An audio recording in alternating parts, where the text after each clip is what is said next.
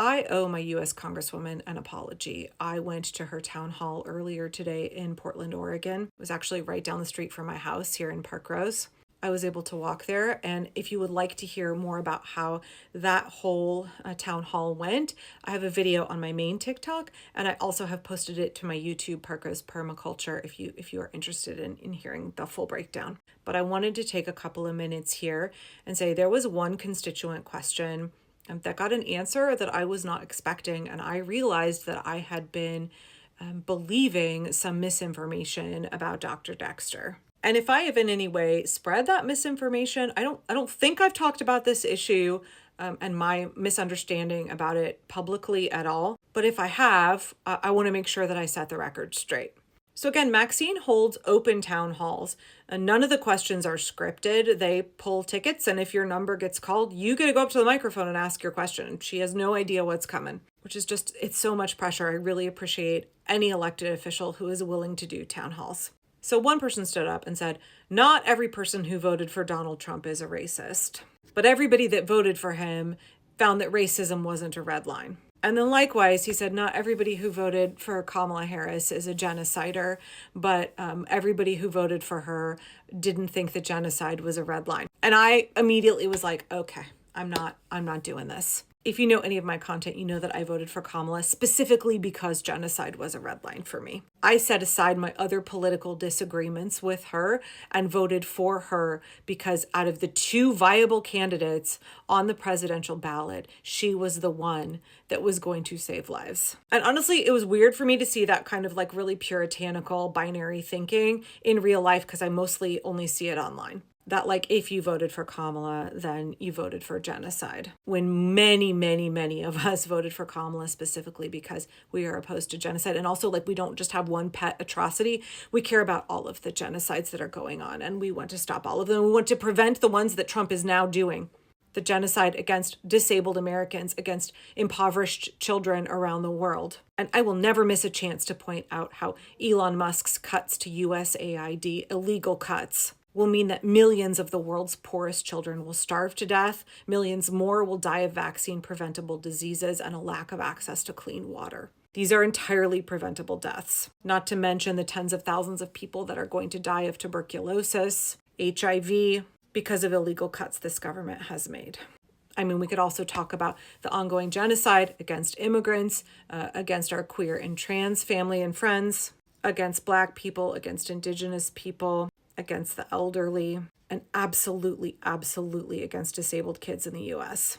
Cuts to Medicaid and SNAP will kill disabled children. Not to mention the fact that Trump fully wants to fund his buddy Netanyahu in continuing what is happening in Gaza. Not to mention that he's not opposed to what's happening in Sudan. By the way, I saw that he today revoked, Marco Rubio and Trump revoked all of the refugee status for folks that are here from South Sudan. Anyway, I'm getting on a little bit of a tangent. I need to get to my apology to Dr. Dexter. But that is an entirely false premise that everybody who voted for Kamala didn't find genocide as a red line. I'm so fucking sick of that absolutely ridiculous claim. I just right now have a very hard time engaging with people who come out of the gate with that very rigid, unnuanced way of looking at the issue, who say that if you voted for Kamala, then genocide must not be a red line for you. Like that is just... Okay, let me get to the point. It's 10:30 at night and I'm starting to get on a little bit of a tangent. So he proceeded to then ask Maxine a question. Would you oppose sending military aid to Israel? And he went on to say, you were behind in the primary polls until you got $2 million from AIPAC. And then suddenly you got all of this influx of money and advertising from AIPAC and you jumped ahead in the polls and you won the primary. I felt like he was trying to put her on the defensive, trying to frame her as like a pro-Israel AIPAC candidate who basically yanked the election away from Sushila Jayapal, who I voted for in the primary, by the way. So he came in swinging. And I mean, this was the story that was going around at election time, and I could never really find a source for it. But the talk was like, oh, Maxine took all this money from AIPAC. When Sushila was outspoken against AIPAC and outspoken against the war in Gaza, she was my Multnomah County commissioner, and I really liked her. That's why I voted for her. But I did vote for Maxine in the general election, obviously. So when Maxine started her response, she said, I clearly have lost your trust, and I want to work to restore that trust. That was sort of a theme of what she talked about during the town hall, was how Democrats have lost trust with the electorate and how they have to earn it back. Right, so obviously, I'm leaning in. I want to know what she's got to say on this issue. What was Maxine going to say in front of this crowd that was really, really cheering for this guy, right? What defense could she possibly have? Maxine said very clearly she supports the law that is already on the books and that the U.S. government is not enforcing the Leahy Law, which says that we cannot give military aid to countries that will not allow us to do adequate humanitarian aid and are blocking humanitarian access,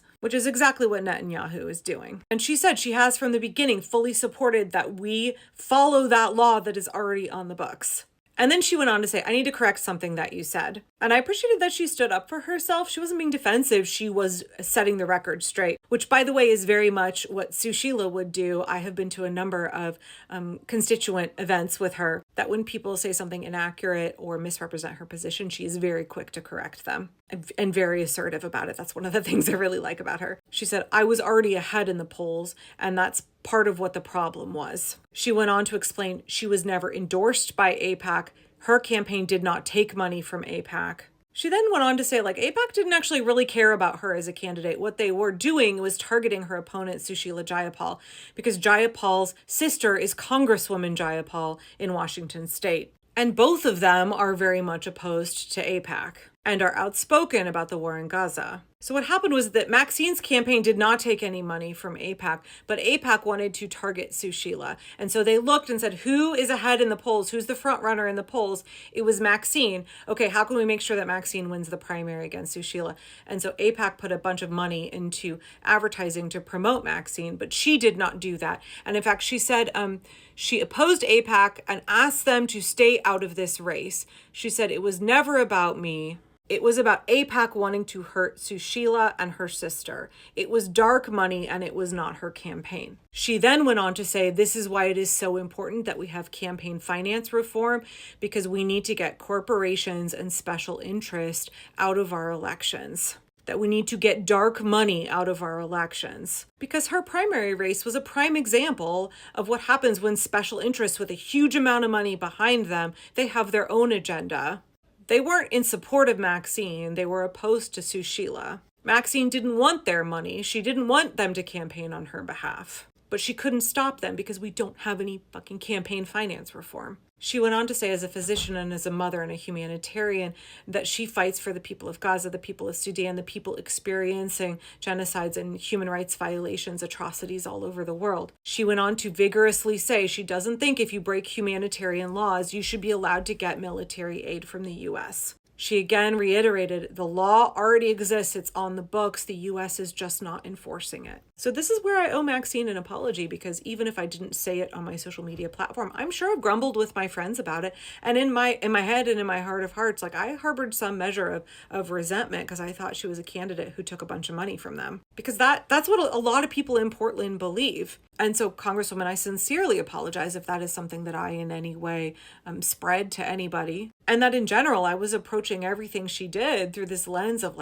she takes a bunch of money from AIPAC. And it really colored my view of her.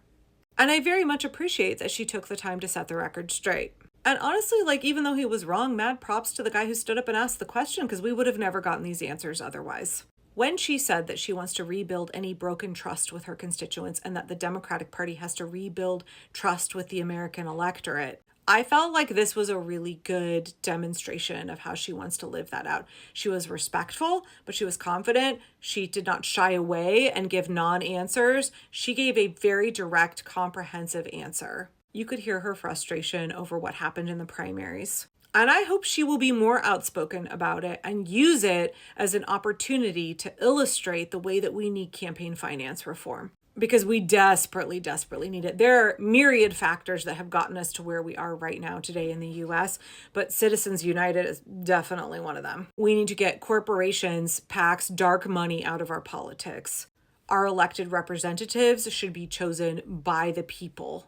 This government should be of, by, and for the people, not for billionaires, not for big corporations, not for corporate interest, not for the interest of foreign governments. So I hope I accurately represented what happened in the meeting today. I took a bunch of notes. I was frantically taking down notes while the gentleman was asking the questions and while she was answering. And I stand absolutely corrected. And I'm grateful that Maxine took the time to lay it all out for everybody.